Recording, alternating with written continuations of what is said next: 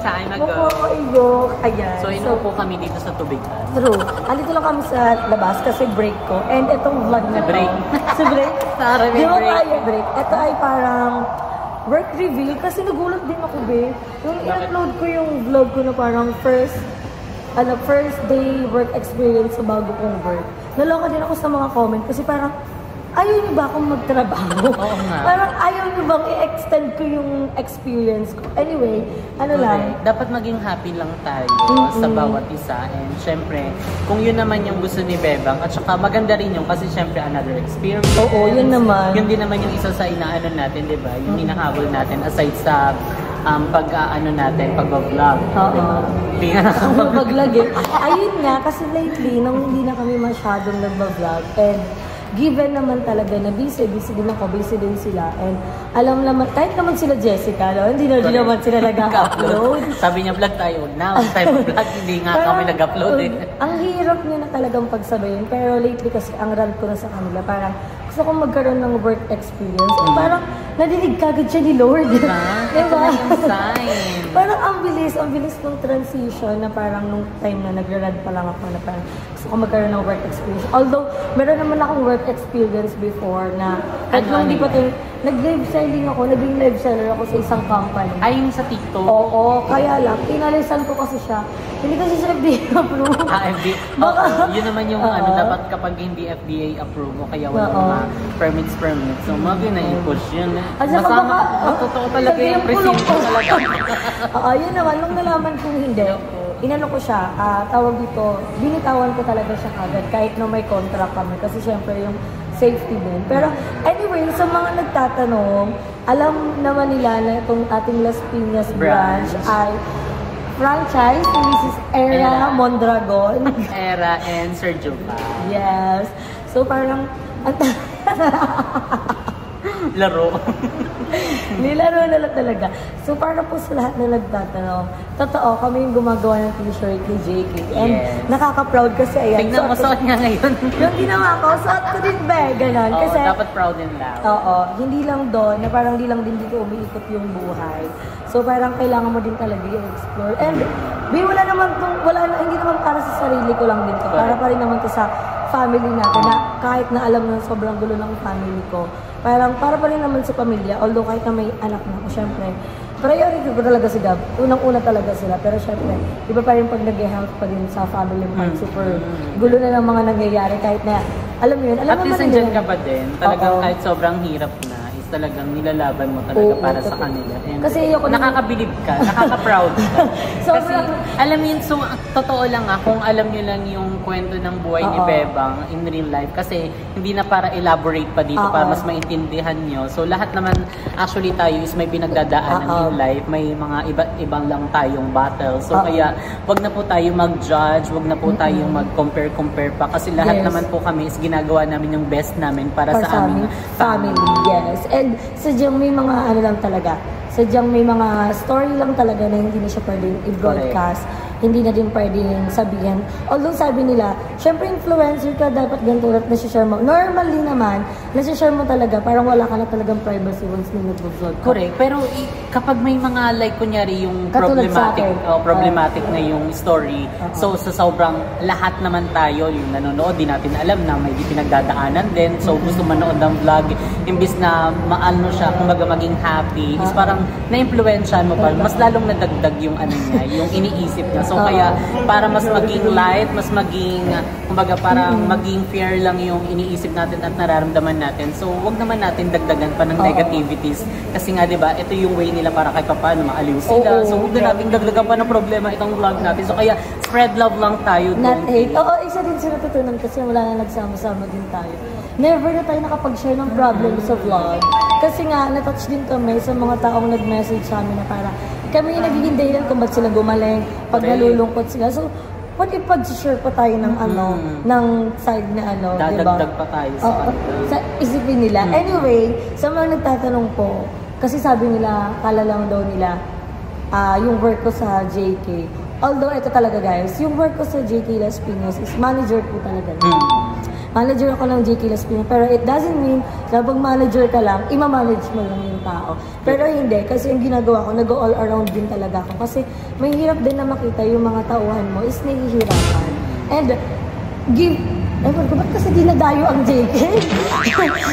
Hindi, ewan ko ba, bakit ganyan ang JK? Talagang dinadayo at talagang pinipila. Oo, alam niyo guys, lagi din ako nagsasabi sa kanila na gusto natin lahat sila i-accommodate. Sadyang bilang kulang talaga yung table. And happy ako sa mga taong willing to wait. Oo.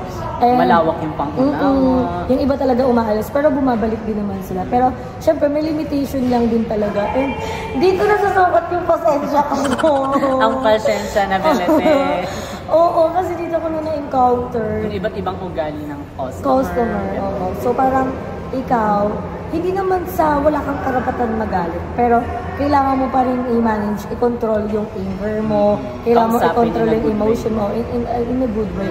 Sadyang masakit lang. Ako nasasaktan ako every time na nababastos ako kasi parang kala nila, hindi naman natin nila lang yung 199, pero may mga customer kasi na parang binili na yung pagkatao mo ba? Diba? Parang binili na yung pagkatao mo, pero dito naman, as much as possible, sinasabi ko din sa mga tao, kahit anong gawin pang babastos sa inyo, kahit anong gawin pang iskandalo, manatili kayong kalmado. Kasi, mas okay na nagpapakumbaba tayo. Pero, hindi totoo yung customer is always right, ha? Sadyang yung mga... Based on your experience. Oo. Pero kasi, yung sa amin kasi, kahit na wrong na yung customer, hindi namin tinotolerate. Pero, respect lang. Yun kasi yung tinuturo ko sa kanila. Pinapaintindi kung ano dapat. Kasi, syempre, iba't ibang story, iba't ibang policy, rules na sinusunod. Yun yung isa sa mga ano namin. Kasi, may mga customer din na nagrarant na, so, ganitong, rules, ganito, ganyan. Magkakaiba tayo, syempre, di ba? Magkakaiba naman tayo ng mga policy, ng rules. Kaya, lagi ko din tinuturo sa kanila na once na magtitake sila ng order, isabi na nila yung policy natin. Kasi, para maiwasan natin yung mga, hindi talaga natin maiwasan yung mga ganang klaseng customer. Pero, happy naman ako na nagkaroon ako ng experience sa ganito na from the gusto ko magkaroon ng work experience to the, huy, manager ka kagad, girl! To the highest level. Oo, so parang, work talaga ng work. So kung magtatanong kayo, hindi talaga kami magkasama ni Paul kasi paano na lang si BDLF? Wag na lang siya. Paano na lang si Gab? Wag na lang sila. So, si Eme naman. So parang ang hirap. Pero happy ako. Tapos sa lahat ng mga nag-message sa atin na parang gusto na din nila magkaroon ng branch ng JK. So parang uy, eto lang muna yung kayang i-manage. Sila Jessica, kaya na nila yan. Sila na yung bakala dyan. Kasi syempre... So, ayan, ang dami rin kasi nakapending na mga franchise. So, ayan, sa mga... Saan? Magsabi ka din eh. Hindi, meron na namin. Yung Santa Rosa. Ay, oo, nag-vlog na. Correct. So, sa mga interested pa, mag-email lang po kayo sa jgisanggyutsangfranchising@gmail.com. Yes, kasi kung ako po yung tinatanong, lagi ko lang sinasabi sa kanila na mag-email talaga sila. Diba? Para mas ma-expand pa natin si JK and nationwide na siya magkaroon. Correct. Kasi, lahat na ng kailangan. Parang Cavite, lahat ng sangay. Kasi ang dami din talagang taong naghihilin. Pero happy din naman ako sa mga taong dumadayo talaga. Makapunta lang sa mga store ng JK. Kaya, gaya supportahan niyo po tong JK. That's why, lagi ko po ako nakakapag-my day ng JK. Oo, kasi, totoo yan. Isa sa mga... Anong tawag doon? Plataforma. Ay, plataforma din. Isa sa mga platform natin na mag-share sa social media para maging aware yung tao. Kasi parang big platform si social media. So parang kahit hindi tayo friend, pag nag-post ako, tapos nakita siya ng ibang tao, lumalabas siya sa isang feed. So parang for me, it's a big help talaga sa social media. Correct, when it comes to marketing, sa promotion ng mga store at saka ng mga tinitinda ng bawat store. So, ayun lang. So, sana mag-spread love lang tayo and maging happy lang tayo kay Bebang. Yes. Bebang talaga. Ayan, sa new journey niya and sa new work. Ayan. So, explore the world. The universe rather. Spread your wings. Fly your wings. Spread your wings like a butterfly. Follow your dreams. And follow your heart. Congratulate naman natin si Beba. Yes. Talagang ginaganapan niya na po. Hindi lang ang pagiging mother at father. Diba? Gusto mo yun. Kasi parang masaya din ang magkaroon na, kasi totoo naman yun.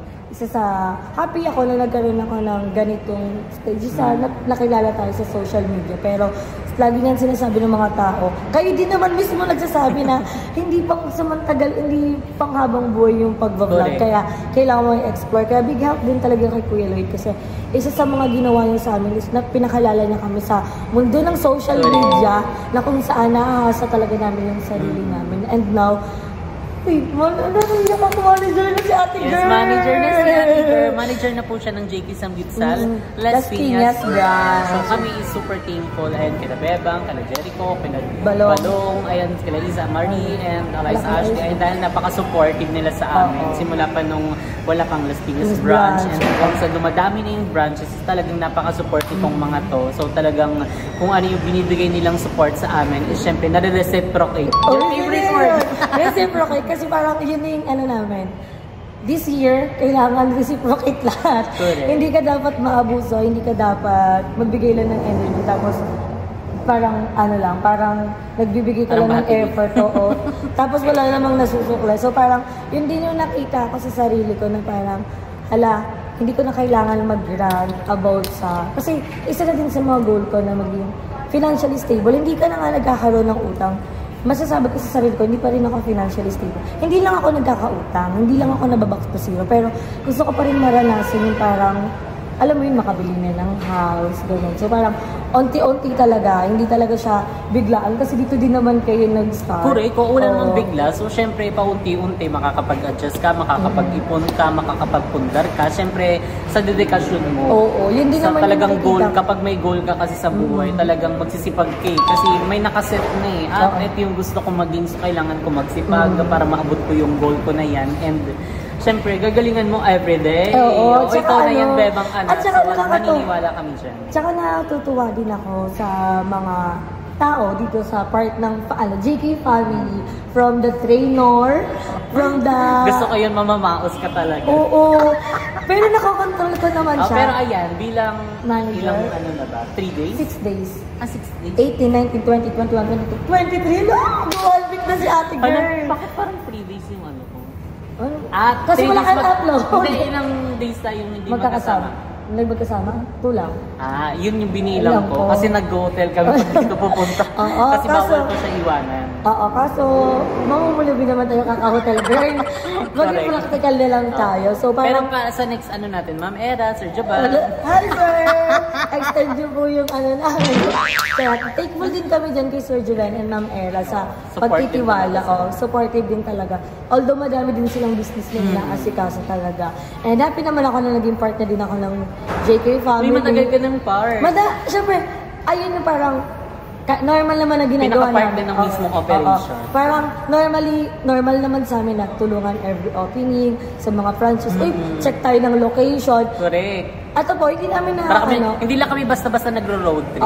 Ato din guys, hindi lang may dahilan po lahat ng magkakasama kami sa isang sasakyan, tapos pupunta kung saan-saan. Ay, kaya siya. Yan yung mga, meron din kami time na magkakahiwalay kami, pero naghahanap kami ng lugar. For like me, sabi po kami nagkakasama, naghahanap po kami ng mga place. And isa din sa mga naging namin kaladyasan, naging locator din talaga kami.